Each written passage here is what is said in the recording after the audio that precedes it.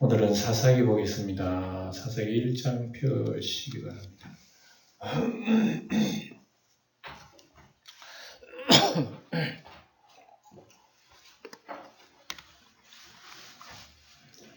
사사기 1장 1절에서 7절까지 보겠습니다.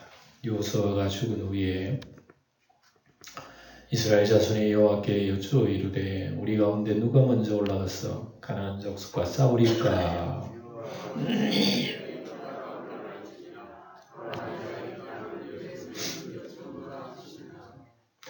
유다가 그의 형제 시므온에게 이르되 내가 제비 뽑아 얻은 땅에 나와 함께 올라가서 가나안 족속과 싸우자. 그리하면 나도 내가 제비 뽑아 얻은 땅이가 함께 가리라 하니 이에 시므온이 그와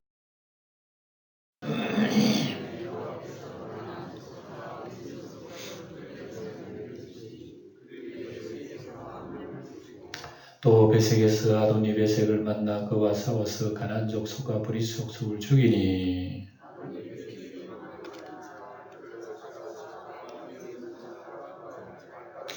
칠절같이 읽겠습니다. 아도니 베색이 이르되 옛적에 70명의 왕들이 그들의 엄지발가락이 잘리고 내 상 아래서 먹을 것을 줍더니 하나님이 내가 행한 대로 내게 갚으시미로다 하니라. 무리가 그를 걸고 예루살렘에 이르렀더니 그가 거기서 죽었더라. 아멘. 우리 사사라고 하는 건 무슨 뜻이죠? 무슨 뜻입니까, 사사가? 산자로 풀이하면 선비사의 서성사입니다. 그러면 선생님이 우리 민족의 스승이라 뭐 그렇게 보면 되겠죠. 당시에는 부족장들입니다. 부족장, 집화장, 집화장은 아니도 부족장, 뭐 그렇게 생각할 수가 있습니다. 그래서 여호수아 말기부터 왕정 시대 이전 지도자까지, 그러니까 왕이 이스라엘 백성이 생기기 이전의 지도자가 누구였나? 사사들이었다. 그러니까 그런 그 민족의 지도자들이 하나님의 종들입니다. 이들이 나왔다. 그래서 선지자와 왕의 역할을 담당하기도 했어요. 때로는 선지자고, 또 어떤 면으로는 꼭 왕처럼 그렇게 백성을 다스린 그런 모습들입니다. 그래서 이 사사는 하나의 메시아, 그리스도의 그림자이기도 하죠. 사사기는 또 판관기라고 하기도 해요.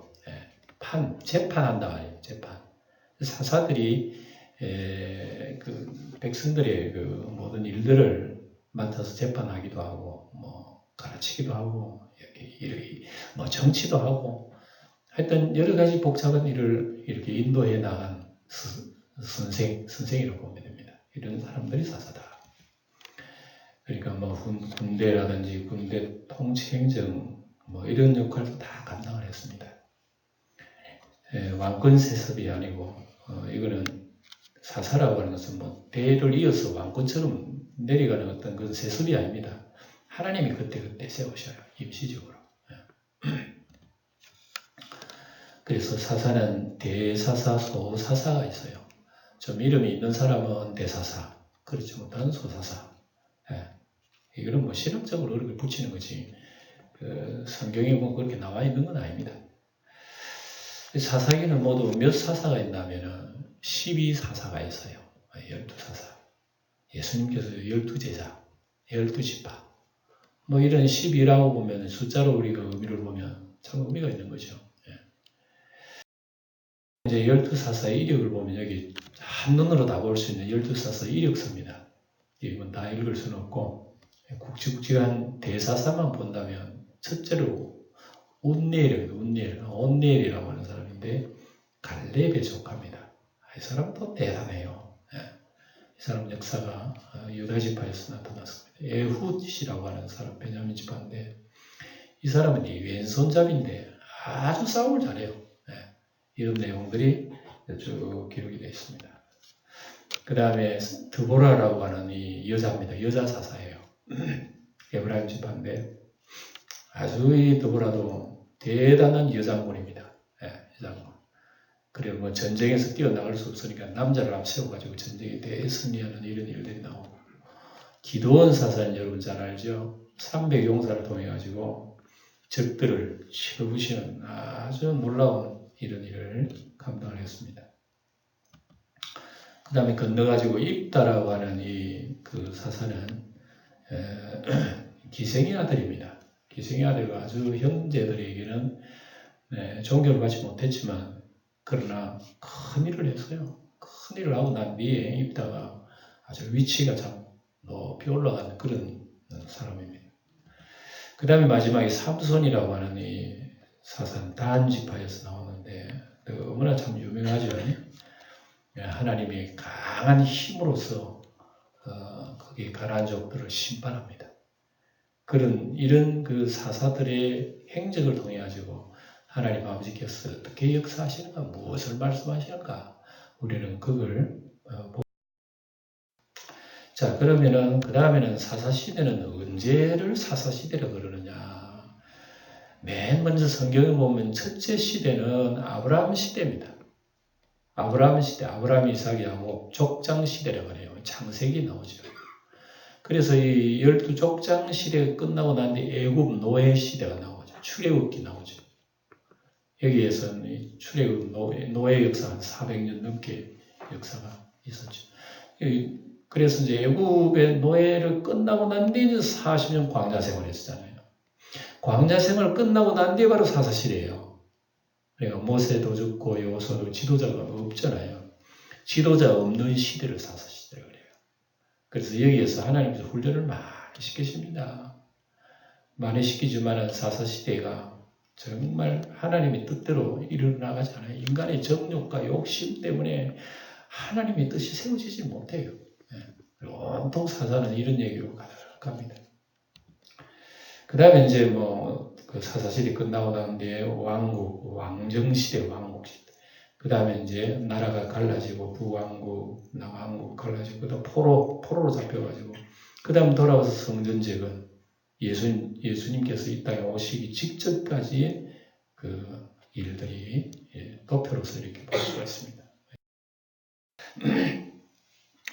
자, 우리 가지고 있는 사사기는 그러면 그 어떤 책인가? 그걸 여러분 그림으로 보시면 사사기는 첫째로 새로운 시대이지만 여호수아, 이 시대의 사람 사사시대에 들어와가지고 이 사람들이 여호수아도 모르고 여호와 하나님도 몰라요. 그러니까 여러분 우리가 지난 시간에 여호수아 마지막에 볼 때 여호수아 마지막 설교를 했죠. 설교를 할 때 백성들이 철저하게 가르치고 돌에다가 이 돌이 우리의 증인이다 들었다 하고 철저히 교육을 했지만 사사기가 가지고 오래 못 갑니다. 오래 못 가가지고 그 언제 우리 가르쳤는데 심지어 여호수아도 모르는 후손들도 있고 뭐 역사도 모르는 사람 너무나 많아요. 여호수아도 모르고 모세도 모르고 심지어 하나님도 모르는데요. 하나님 모르고 자기 발이 자기들의 신인 줄 알아요. 그리고 후대들이 얼마나 여러분 그게 교육이 안 됐는지 철저히 교육해도 후대에 넘어가가지고 다시 빼는 거예요. 이 사사시대 그런 얘기입니다. 그래서 이제 두 번째는 뭐냐면 그래서 사사기 2장에 보면 그 외에 일어난 다른 세대는 여호와를 알지 못하며 여호와께서 이스라엘을 위하여 행하신 일도 알지 못하고 그리고 후대 사람들이 모른다. 그러니까 후손들에게 하나님 말씀 교육이 안 됐다는 걸 알 수 있죠. 그 다음에 이제 그러니까 각 사람들이 그 소견에 옳은 대로 행하였더라. 그래서 사사기 이런 말씀들이 드러드러 나옵니다. 그때 이스라엘의 왕이 없으므로 사람이 각기 자기 소견에 옳은 대로 행하였더라. 이게 사사기의 전체적인 어떤 줄을 이루는 내용이에요. 무슨 내용? 여호수아도 모른다, 하나님도 모른다, 못 배웠다, 우리는 아무 하나님 말씀 모른다. 그러니까 자기 마음대로 행하였더라. 이게 사사기란 말입니다. 그래서 사사기의 내용은 사사기의 순환이 있어요. 순환이 1번은 죄짓고 하나님 앞에 매를 맞고 아이고 하나님 살려주세요 간구하고 그리고 또 하나님 구원해 주십니다. 조금 가다가 또 잊어버립니다. 망각해버립니다. 또다시 뺑뺑 돌아가요. 또 죄짓고 또 하나님 앞에 매맞고 그래서 이게 사사기입니다. 그래서 사사기를 통해 가지고 과거 실패를 통하여 하나님의 길을 배우는 것이 사사기입니다. 그리고 우리의 사사기를 보면요. 우리의 모습이 담겨 있어요. 이스라엘 백성들 참 믿음 없다 하는 그렇게 얘기를 못할 정도로 우리의 모습이 사사기에 다 드러난다니까요. 1절부터 다시 보시면 여호수아가 죽은 후에입니다. 이스라엘 자손이 여호와께 여쭈어 이르되 우리 가운데 누가 먼저 올라가서 가나안 족속과 싸우리까? 분명히 이제 자기들 과제가 이건데 여호수아 죽고 난 뒤에 싸워서 점령해야 할 과제들이 많이 있어요. 있는데 이스라엘때 태만해져 버린 거예요. 그리고 그 중에서도 정신 조금 차린 사람들은 기도하는 거예요. 하나님, 누가 우리가 먼저 싸워야 됩니까? 이렇게 기도하는 겁니다. 그래서 요 모세가 죽은 후에거든요. 여호수아 죽은 후에라는 말이 여호수아 1장 1절도 나오고 사사기 1장 1절도 여호수아가 죽은 후에 뭔가 이 분위기가 다 다르다는 그런 뜻입니다. 이 모세가 있을 때는 그래도 괜찮은 모세가 죽고 난 뒤 뭔가 좀 달라지네. 여호수아가 있을 때는 괜찮은데 여호수아 죽고 난 뒤 또 이스라엘 백성은 달라졌어. 이런 의미가 있어요. 혼란한 분위기 시대라 그런 얘기입니다. 지도자가 없으니까 막 혼란이 흔들려. 기도하는 일이 당연하죠. 이때 하나님 우리 어찌해야 됩니까? 그래서 남은 과제와 더 큰 훈련을 받아야 할 시대입니다. 지도자가 없으면 우리의 정신 바짝 차려야 되는 거 아니겠어요? 그래서 우리의 신앙생활도 마찬가지입니다. 교회에 꼭 지도자가 이래라 저래라 해서 우리가 움직이서는 안 돼요. 우리는 내 속에서 주의 성령이 나를 이끌어서 창조적인 삶으로 영광 돌려야지 이끌리는 삶은 그거는 율법적인 삶이에요. 온전한 믿음이 아닙니다. 그래서 지도자가 없을 때는 더 이제 훈련을 받아야 된다고 합니다. 그런 남은 과제가 있다. 그런 시대다. 여호수아 13장에 보면 나오죠. 여호수아가 나이 많아 늙음에 여호와께서 그에게 이르시되 너는 나이가 많아 늙었고 얻을 땅이 매우 많이 남아 있도다. 과제가 있도다. 하나님이 이렇게 얘기하는 거예요. 그래 백성을 훈련 잘 시켜야 된다. 이런 뜻이었습니다. 사사기 3장에도 나옵니다. 여호와께서 가나안의 모든 전쟁을 알지 못한 이스라엘을 시험하려 하시며 이스라엘 자손의 세대 중에 아직 전쟁을 알지 못하는 자들에게 그것을 가르쳐 알게 하려 하사 남겨두신 이방 민족들 얘기했습니다. 그러니까 광야 40년 체험을 못한 사람들이 어떻게 가나안 땅에서 여러분 불신 세력과 싸우겠습니까? 그래 하나님 훈련시키겠다 얘기입니다. 그리고 여러분 우리 시대도 그렇잖아요. 옛날에 어려운들 살아질 때는 참 보릿고개 어려운 시대에 여러분 경험을 못한 세대들이 어떻게 여러분 어려움을 헤쳐나갈 수 있겠습니까? 그러니까 조금만 어려워도 막 그냥 쓰러지고 넘어지는 시대가 후대 사람들이란 말이에요. 자기 조상들이 가나안 광야에서 얼마나 고생을 했습니까? 다 쓰러져 죽는 그런 경험을 못한 사람들이 가나안 땅에 태어난 2세들이 어떻게 신앙생활을 제대로 하겠는가? 그 염려가 되는 거죠. 바로 그런 분위기입니다. 여호와께서 이르시되 유다가 올라갈지어다. 누가 올라간다고? 하나님이 제일 먼저 누구로 올라가라고? 유다야, 너부터 움직이라 이럽니다. 보라, 내가 이 땅을 그의 손에 넘겨주었노라 하시니라. 하나님께서 제일 먼저 기도하시길 깨우치는 지파가 유다 지파, 네가 먼저 해 이라는 겁니다. 그래서 유다 지파가 믿음이 강한 지파로 선봉으로 명령하는 거예요. 12지파에서 네부터 움직이라 할 정도 같으면 그 지파가 하나님 앞에 영광 돌리는 지파라는 얘기입니다. 너부터 일어나. 그럼 따라 일어날 거야. 이런 게 있어요. 그래서 믿음 강한 성도가 우리의 힘들고 어려운 일들을 담당했는데 성경에도 여러분 로마 15장 나오잖아요. 믿음이 강한 우리가 믿음이 약한 자를 마땅히 담당하고 자기를 기쁘게 하지 않을 것이라. 우리 신앙생활은 어떻게 하느냐. 내만 1차적으로 내가 하나님 앞에 더 바로 서야 되고 그리고 믿음이 약한 사람들을 이끄는 게 신앙이에요. 그게 하나님 명령이라고 합니다. 하나님께서 유다에게 그 얘기예요. 너부터 해라. 그겁니다. 그래 기도하고 순종하는 성도가 우리의 신앙 과제가 있습니다. 나도 바로 서야 되지만 연약한 우리의 성도들을 함께 세워주는 것이 이 신앙생활이라는 것을 여기서 알게 됩니다. 성패는 하나님의 손에 있다. 하나님의 손에 있기 때문에 걱정하지 말고 일어나 믿음으로 나가기만 하면 하나님 도우실 거다. 그 믿음을 얘기하는 겁니다. 자, 2절 보면 유다가 그의 형제 누구한테? 처음에 하나님이 유다 집안 너 일어나라 그러는데 유다는 뭐라 하면 누구를 데려간다? 시몬을 데려가는. 잘 보세요. 지도를 보면 어디 시몬이 어디 있나 그러면요. 유다 지파 속에 시몬 지파가 있어요. 시몬 지파를 우리 한번 공부했습니다만 시몬 지파는 크게 보면 더부살이 하는 거예요. 더부살이. 유다 지파의 땅에 그만 같이 더부살이 합니다. 그래서 보면 시몬에게 이르되 내가 제비 뽑아 얻은 땅에 나와 함께 올라가서 가나안 족속 싸우자. 그래야면 나도 내가 제비 뽑아 얻은 땅에 함께 가리라 하니 이에 시몬이 그와 함께 가니라 그랬습니다. 그러니까 여러분 이스라엘 백성들이 가나안 땅에 이제 사사시대에 들어가 가지고 어떻게 땅을 점령해 나가나 그러면은 서로 도와줘라. 서로 너 집파가 싸우면 우리 집파 도와주고 우리 집파 싸우면 너 집파 도와주고 이렇게 해 나간단 말입니다. 품앗이 전쟁이 품앗이 전쟁. 품앗이 알죠, 그죠? 서로 도와줘 가지고 뭐 내 어릴 때도 없고 그 사람도 없고. 그래서 사사시대는 유다가 우리 품앗이 전쟁하자. 서로가 도와줘야 된다 이겁니다. 그래서 가장 약한 시몬 지파와 함께 협력합니다. 시몬 지파는요, 지파가 약해요. 약해. 유다는 강해. 그래 강한 지파가 연약한 지파를 함께 가자 이게요. 이게 신앙 아니고 뭐겠어요? 그래 우리 성도는 여러분 우리 구역을 왜 나눠놨습니까? 연약한 성도를 함께 가자고. 잘 기억해야 됩니다.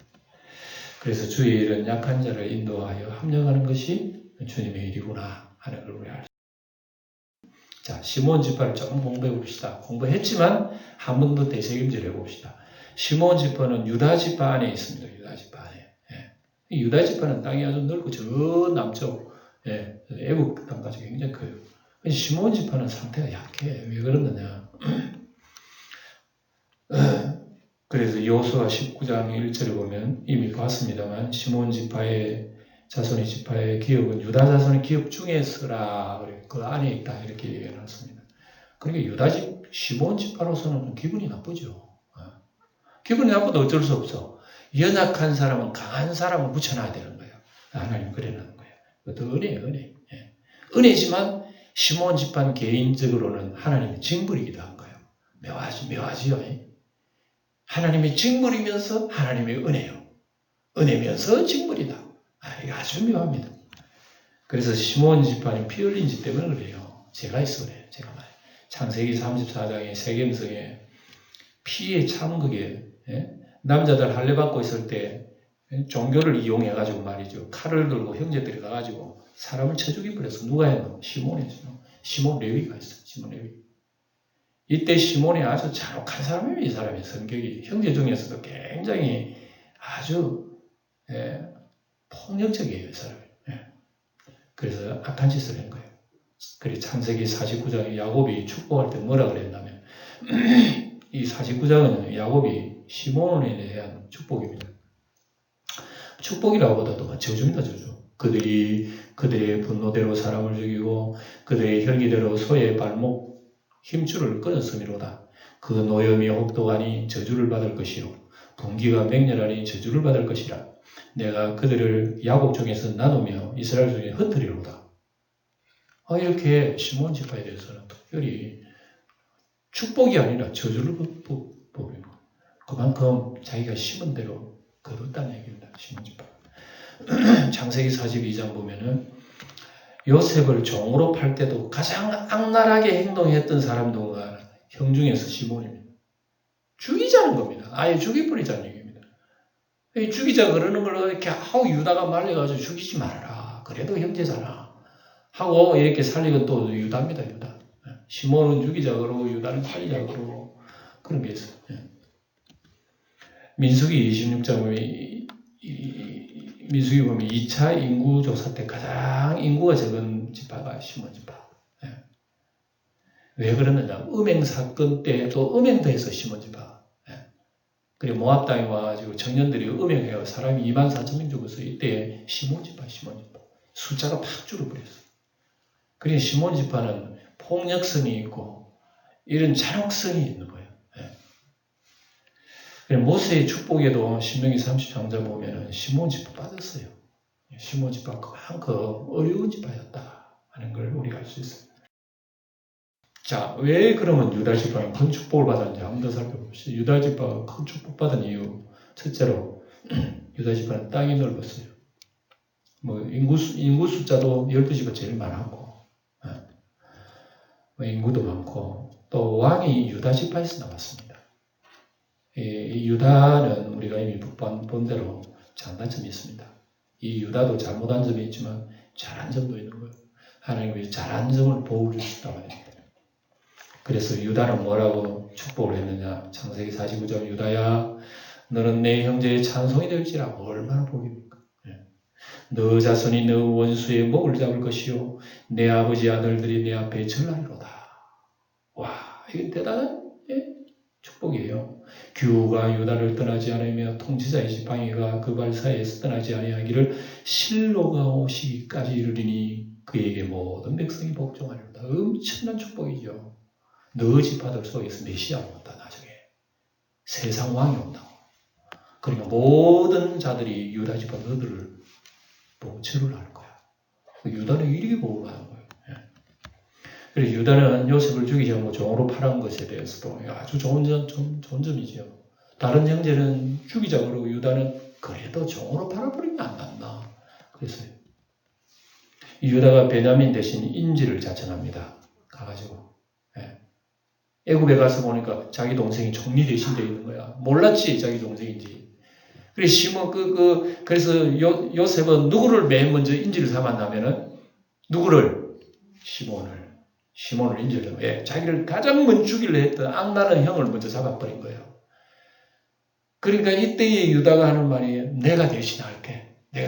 동생 놔주라. 내가 대신할게. 형이지.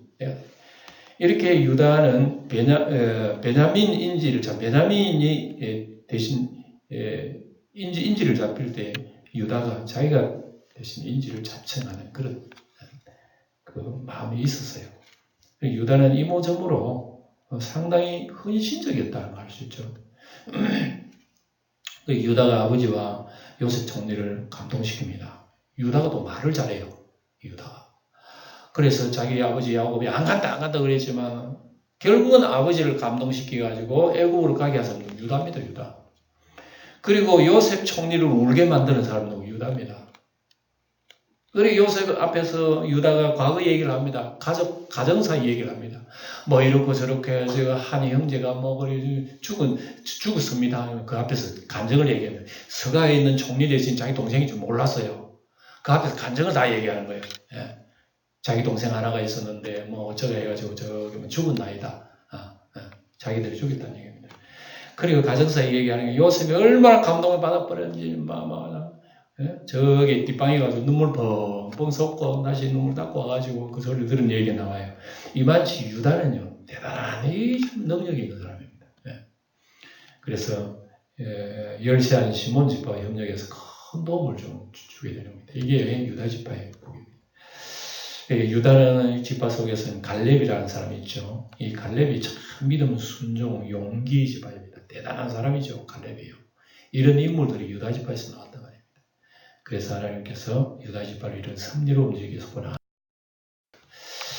자, 그래서 이제 유다하고 시몬으로 올라갑니다. 어디로 올라가나 봅시다. 유다가 올라가며 여호와께서 가나안 족속과 브리스 족속을 그들의 손에 넘겨주시니 그들이 벳색에서 몇 명 죽였다. 이건 어떻게 이렇게 많은 죽이겠어요? 그러니까 하나님이 도우시면은 다 깨끗하게 처리되는 거예요. 이렇게 유다가 경험을 하는 거야.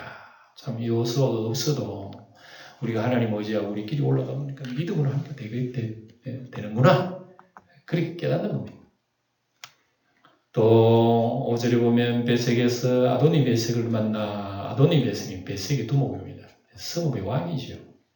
베색의 아도니라고 하는 아도니 베색이라는 사람이 두목입니다. 그와 싸웠는데 열심히 싸웠습니다. 싸워서 가나안 족속과 브리 족속을 죽이니 아도니 백색이 사로잡혔어요. 도망하는지라. 그리고 도망하는 그를 잡아다가 보는 사람들 보는 데서 엄지손가락, 엄지발가락을 잘라버렸습니다. 와, 옛날의 전쟁은 자롱합니다. 잡히면 인증사자가 없어 잘라버리는 거예요. 예. 그래서 이거 삼손의 운명하고 비슷합니다. 삼손도 나중에 죽기 직전에 눈 두 알 뽑히고 그리고 종천 맷돌을 갈고 그리 최후에 맞이하는 그런 모습들을 마치 삼손도 대단한 참이 사사입니다만 자기 정욕이 끌려서 이런 결과를 얻은 거예요. 자기도 심은 대로 얻은 겁니다. 삼손도 나중에 뒤에 가서 우리가 자세히 봅니다만 그래서 이런 아도니 베색이라는 이 모습을 통해서 하나님께서 가나안 족속들을 어떻게 심판하시는를 봅니다. 뭐 가만히 잘 사는 사람을 내쫓은 게 아니라 아도니 베색처럼 이렇게 못되고 사악한 인간들이 깔려 있었어요. 그래서 하나님께서 그 모든 땅을 심판하신 겁니다. 그래서 이스라엘이라고 하는 새로운 나무를 심어버린 거예요. 그래서 7절에 보면은 이런 얘기합니다. 자세하게 얘기합니다. 아도니 베색이 어떤 사람인가? 이르되 옛적에 70명의 왕들이 그들의 엄지손가락과 엄지발가락이 잘리고 누구한테? 아도니 베색한테 사로잡혀가지고 평화롭게 사는 사람 잡아다가 70명 잡아다가 이 아도니 베색이 사악합니다. 손가락 발가락 다 잘라버린 이 사람이. 그런데 잘리고 내 상 안에서 먹을 것을 줍더니 뭐라 그럽니까? 하나님이 내가 행한 대로 내게 갚으시는구나. 자기가 잡혀가지고 손가락 발가락 잘릴 때 그걸 생각하는 거야. 내가 죄 없는 사람 70명 잡아다가 이렇게 내가 무고하게 악한 행위를 하니까 하나님이 날 잡아가 이렇게 하는구나 하고 이 순간에 지금 이 아도니 베색이 지금 깨닫는 겁니다. 무리가 그를 걸고 예루살렘에 이르더니 그가 거기서 죽었더라. 손가락 다 잘리고 피 다 쏟아 죽지요. 죽었어요. 그래서 이 아도니 베색이 이렇게 자기가 당하면서 자기가 행한 일이 기억이 나는 거예요. 이스라엘 가나안 정부, 가나안의 인과 음부적인 심판입니다. 자기가 행한 대로. 뭐 가나안 족속들이요. 얼핏 생각하면 하나님 가나안 족속과 끓여오르는 넘치는 땅에 잘 사는 사람을 왜 몰아내고 이스라엘 자기 하나님 백성이라고 또 그렇게 왜 그 땅에 살게 하느냐 말이에요. 잘못된 거 아니냐 뭐 하지만 그게 아니라 말이에요. 알고 보면 하나님이 심판받는 거예요. 심판이란 말이에요. 이 지구라고 하는 땅도 언젠가는 심판당할 거예요. 모두가 다 잘 살고 평화롭게 살지는 모르지만 하나님 보실 때 사악한 인간들의 죄를 반드시 심판하게 될 거예요. 그때 되면은 마치 우리 지금 보는 것처럼 세상에 사악한 왕들이 다 여러분 처단을 받습니다. 죄를 심은 대로 처단받게 되어 있습니다. 그래서 오늘 우리는 사사기를 배우면서 우리가 먼저는 이러한 것까지 정리를 해봅시다. 자, 가나안 땅의 멸망은 인과응보입니다. 사실은요. 수많은 전쟁의 어떤 모습들이 이 그림 속에 다 있는 겁니다. 다 설명을 할 수 없지만 눈으로 볼 대충 저렇게 복잡한 전쟁들이 가나안 땅에 전개되었구나. 자, 첫째로 여기 보면 레위기 18장에 보면 왜 인과응보냐? 그러면은 너희는 이 모든 일로 더럽히지 말라. 내가 너희 앞에서 쫓아낸 족속들이 이 모든 일로 말미암아 더러워졌다 그럽니다. 그래서 레위기 18장 24절에는 무엇 때문에 가나안 족속들이 하나님의 심판을 받았는데 그 얘기를 하는 겁니다. 레위기 18장은요 무슨 얘기냐 하면은 음란한 도시라 음란. 이건 이 동성애도 막 가득했고 레위기 18장에서 가르치는 내용들이요. 이 지금 가나안 땅에 가득해 봅니다. 모든 인간이 행해서는 안 되는 그런 모든 부도덕한 흉측한 죄악들이 그 가나안 땅에 가득해서 너무 더러워졌어요. 하나님께서 이 땅을 청소해버리는 것이 이스라엘 백성들의 가나안 땅 점령인 것입니다. 그래서 레위기 18장 25절에도 보면 그 땅도 더러워졌으므로 내가 그 악으로 말미암아 벌하고 그 땅도 스스로 그 주민을 토하여 내느니라. 이런 표현을 합니다. 예. 그러니까 그 땅이 너무 더러워지니까 땅이 스스로 웩하고, 그러니까 더러운 사람을 다 토해내버려요. 땅이 토해내버린 거예요. 그래서 여러분, 이거 참 놀라운 편입니다. 그 땅이 죄가 가득하면 그 땅의 사람을 토해내버립니다. 죄 때문에. 가나안 땅이 그랬다는 얘기입니다.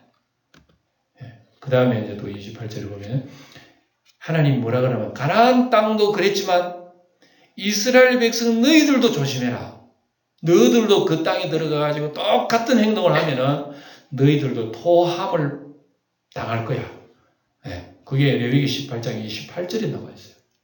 너희도 더럽히면 그 땅이 너희가 있기 전에 주민을 토함같이 너희를 토할까노라. 무섭잖아요. 네. 우리가 이런 걸 보면요, 참 예수님 믿는 믿음 속에 두려워 떨므로 주님을 붙들어야지.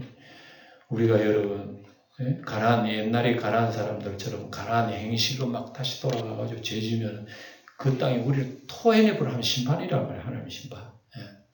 그러니까 우리가 이러한 신앙 속에서 우리의 아직도 정복되지 못한 육신의 정욕, 안목의 정욕, 이생의 자랑, 세상의 모든 것들이라고 하는 것은 하나의 우리가 정복해 나가야 할 하나의 과제입니다. 근데 과제가 우리가 점령해 나가지 못하고 세상에 휩쓸려가지고 죄 짓는 데 살고 정욕 따라 우리가 산다면 하나님 우리를 가만두실 리가 없겠죠. 이런 믿음으로 싸워 나가야 하리라고 기도하고 마치도록 하십시다. 은혜로우신 아버지 하나님, 오늘 우리에게도 사사시대와 같이 싸워야 할 대적들이 많은 줄 믿습니다. 육신의 정욕과 안목의 정욕과 이생의 자랑이 그러하며 보이지 않는 마귀의 유혹이 그러합니다. 우리에게 믿음과 담대한 마음을 주시옵소서. 모세가 없어도 여호수아가 없어도 하나님의 말씀과 약속을 믿고 강하게 싸울 수 있게 하옵소서. 싸우지 아니하면 대보하면 죄와 마귀에게 잡히는 줄 아오니 부지런하여 게으르지 말고 열심을 품고 주를 섬기게 하옵소서. 주 예수님의 이름으로 기도드립니다.